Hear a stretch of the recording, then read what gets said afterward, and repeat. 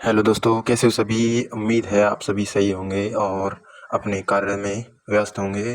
तो आज हम अपनी वीडियो का जो तीसरा सेशन था कि हमारा मेडिकल में तीसरे दिन क्या हुआ, उस पे आगे बढ़ते हैं और जानते हैं कि आज तीसरे दिन कैसे कैसे हमारा सारा प्रोसेस कंप्लीट रहा। और सॉरी फॉर रात ट्रेन की वजह से, मॉर्निंग में हम ट्रेन में ही थे, इसकी वजह से वीडियो नहीं बन पाई। तो अब स्टार्ट करते हैं। तो सबसे पहले स्टार्ट करते हैं कि क्या क्या हुआ। तो हमारी जैसे मॉर्निंग में एंट्री होती है, तो 7 बजे हमारी एंट्री होगी। तीसरे दिन की बात कर रहा हूँ फ्रेंड्स में। तो तीसरे दिन एंट्री होगी और हमको साइड में बिठा दिया गया। उसके बाद लगभग 9:30 और 10 बजे के हेर फेर में डॉक्टर साहब आते हैं, जिनका नाम मैं बता सकता हूँ आपको, जैन जैन कुछ करके है। तो वो वहाँ पे बैठ गए और सभी का ये जो कल के यानी कि दूसरे दिन वाले जो बच्चे बच रहे थे, उन बच्चों को पहले बुलाया ताकि उनका कंप्लीट हो जाए। तो उनकी एक्चुअल में फाइल ही बनानी रह गई थी और वो वहाँ पे उन्होंने कंप्लीट करके उन बच्चों को वहाँ से अलग बैठा दिया कि भाई हाँ, तुम्हारा यहाँ पे रेडी हो गया है। फाइल उनको शाम को देनी होती है। तो ये सब हो गया। उसके बाद अगले 10 बच्चे बुलाए गए। तो अगले 10 बच्चे तो बचे नहीं थे, 9 बच्चे बचे, जिसमें मैं भी शामिल था। और आगे सारे हम बुला लिए और 6 बच्चे सेकंड जो 13 को एंट्री हुई थी, उन बच्चों को 6 बच्चे उनमें से बुला लिए, जो कि यहाँ पे राजस्थान से बिलोंग करते थे। मेरे साथ ही बैठे तो मुझे को पता है।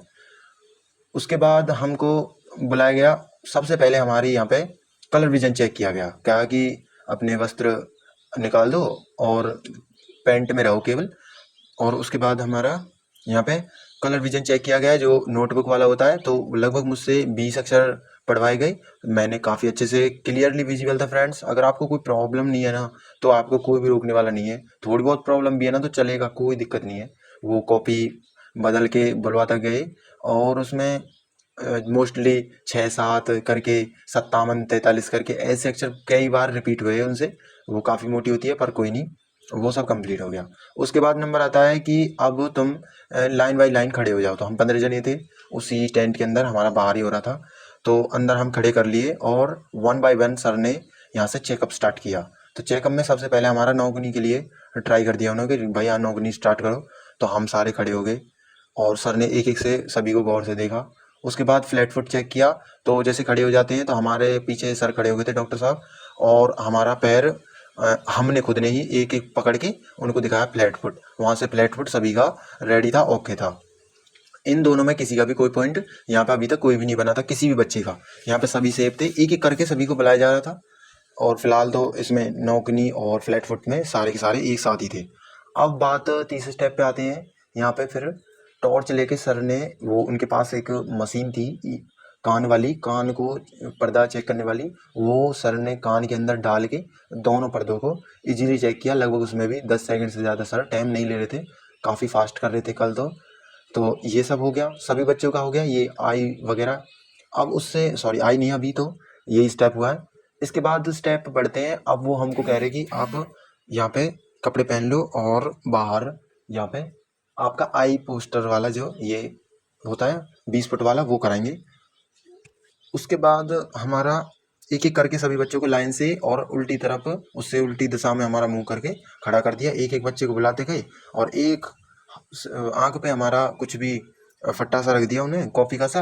और उसके बाद वो उसको रीड करवा रहे थे। 6x6 और 6x9 की आइज ओरिजिनल है, कोई दिक्कत नहीं है, ओके है, एकदम मस्त चल रही है। उसमें आपको कोई भी चिंता करने की जरूरत नहीं है।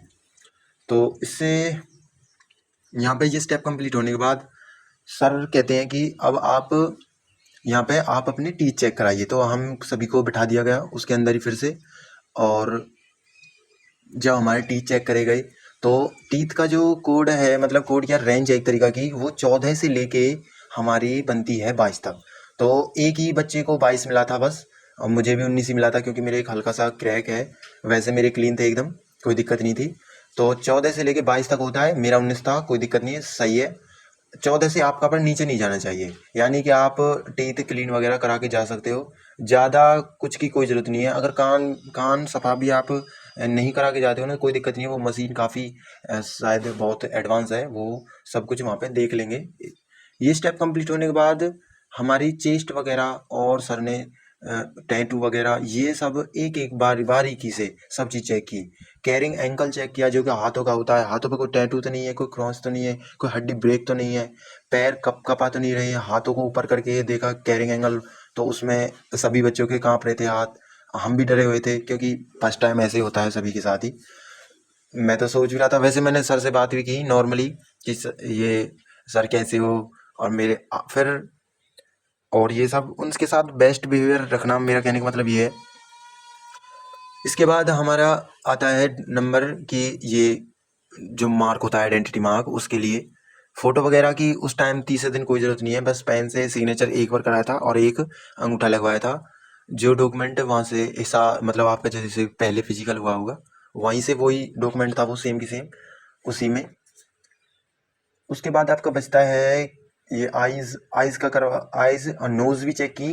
तो नोज़ और टीथ आपके लाइट द्वारा चेक किए जा रहे हैं।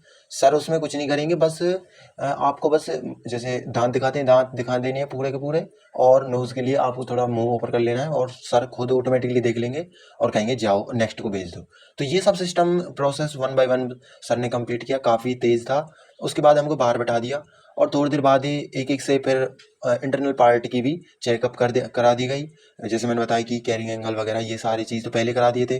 बॉडी को एक-एक से देखा, सीटी स्कैन के साथ रिपोर्ट वगैरह मैच करके आपकी फाइल भी सर ने गैलम-गैल प्रिपेयर कर दी। तो लगभग हमको सर ने 10 के बजे के फिर बुलाया था और वहाँ से 12-1 बजे हमको फ्री कर दिया था सभी को। तो काफ़ी फास्ट रहा और दिनों से तो ये सब सिस्टम कंप्लीट होने के बाद इंटरनल पार्ट वगैरह सब चेकअप होने के बाद हमको बाहर बैठा दिया और कह दिया कि अपने हैंड वॉश वगैरह करके कुछ भी आप खा पी सकते हो, आप फ्री हो। उसके बाद हम बैठ रहे और इवनिंग में 5 बजे के एयरफेयर में लगभग कहते हैं कि आ जाओ सभी बच्चे गोल हो जाओ। और जिन जिन का फिर वो नहीं हुआ था, सिलेक्ट नहीं हुए, मतलब रीमेडिकल दे दिया जिनको, उन सभी की फाइल और जितने भी बाकी स्टाफ है, काफ़ी मेहनती स्टाफ है। ऐसे नहीं कि हमको ही लगता है कि बहुत देर कर रहे हैं, परंतु एक्चुअल में उनके पसीने निकले हुए थे क्योंकि काम काफ़ी ज़्यादा बढ़िया। 3-4 दिनों के तक के बच्चे गोल हो गए। और जो लोअर लोअर केस के जो वो थे फौजी भाई, अपने भाई समझो अब तो, वो काफ़ी अच्छी हेल्प कर रहे थे इसमें सभी चीज़ को मैनेज करने में, और वो हेल्पफुल भी होते हैं। तो हर डॉक्टर के साथ एक आपको नर्सिंग असिस्टेंट मिलेगा जो कि आपको वहाँ पे मेंटेन करेगा हर चीज़ के लिए, कहेगा कि आपको ऐसे ऐसे करना है, और आपको वो काफ़ी अच्छे से गाइड भी करेंगे। तो काफ़ी अच्छा एक्सपीरियंस रहा मेरा तो, और पहली बार में मेरा सब कुछ कंप्लीट यहाँ पे हो गया। तो ये सभी चीज़ चेक कर रहे हैं और आई थिंक कुछ अब बचता नहीं है। उसके बाद हमारा जो डॉक्यूमेंट्स थे वो तो रेडी हो गए थे, फाइल वगैरह। और जिनका रीमेडिकल है उनको एक पेज उसमें से जो हमारी फाइल थी उसमें से निकाल के दिया जा रहा था, जो कि फर्स्ट पेज होता है। परंतु जिनका मेडिकल कंप्लीट हो गया है उनको डायरेक्ट विदाई दे दी गई थी। कोई भी डॉक्यूमेंट उनको नहीं दिया गया था, कोई भी सबूत उनसे नहीं लिया गया था, नहीं दिया गया था कुछ भी।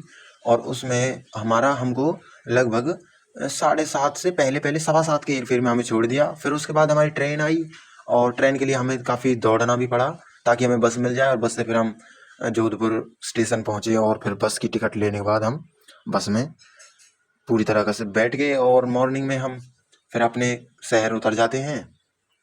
ये सब कुछ प्रोसेस वहाँ पे रहा। सब कुछ अच्छा था वैसे तो, पर खाने के लिए फ्रेंड्स मैं बता दूँ 3 दिन से इसमें भूखे रहे हम। कुछ भी मज़ा नहीं आया। आज जाके रोटी खाई है घर की। तो ये सब एक्सपीरियंस मेरा रहा, और कुछ छूट जाता है तो मैं और अगली वीडियो में यहाँ से कवर कर लूँगा। इस वीडियो में इतना ही। Thank you.